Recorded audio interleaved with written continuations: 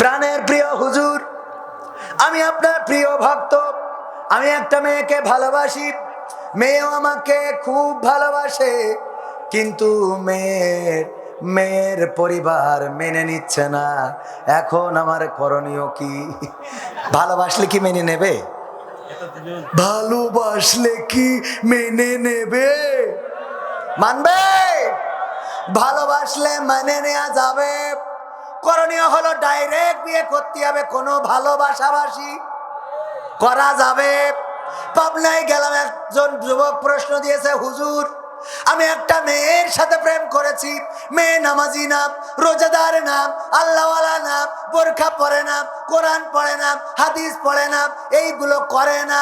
এই জন্য আমি তার সাথে প্রেমে লিপ্ত হয়ে তারে ভালোবেসে সব বুঝাইয়ে তারে পর্দাশীলা বানাইছি, কোরআন শিখাইছি, হাদিস পড়াইছি, আল্লাহওয়ালা বানাইছি, নামাজি বানাইছি, তাহাজ্জুদ গুজারি বানাইছি। এখন ওই মেয়ে আমার সাথে প্রেম করতে চায় না। হুজুর বলেন এর জন্য ওর কতটুকু গুনাহ হবে?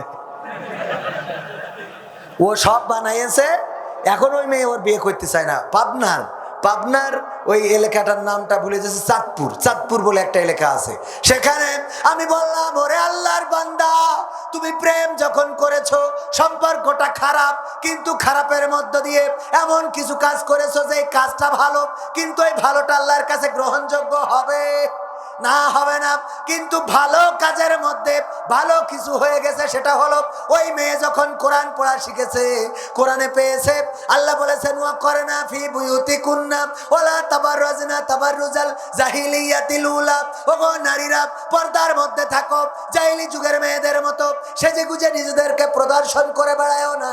এই আয়াত যখন পড়েছে, ও তো পর্দা করে বেড়াবে, সেজে গুজে আর বেড়াবে না। ও তো কোরআন হাদিস মানার কারণে তোমার সাথে আর প্রেম করবে না। এখন কাজ হলো তার কি করা? তার তাড়াতাড়ি বিয়ে করা। এটা হলো, হ্যাঁ শেষ করে ওই টাকা চালি লোক থাকে, আপনার তাই মনে হয় যে টাকা চালি? হ্যাঁ। তো এই জন্যে এটার ব্যাপারে বক্তব্য হলো ডাইরেক্ট বিয়ের প্রস্তাব পাঠাতে হবে। প্রেম মেনে নেবে না, মেনে নেওয়া যাবেও না। চেয়ারম্যান বশির সাহেব আমার ডান পাশে বসা, নারায় থাকবে। চেয়ারম্যান সাহেব দিয়েছেন কত বলবো? 10,000 টাকা। নারায় থাকবে।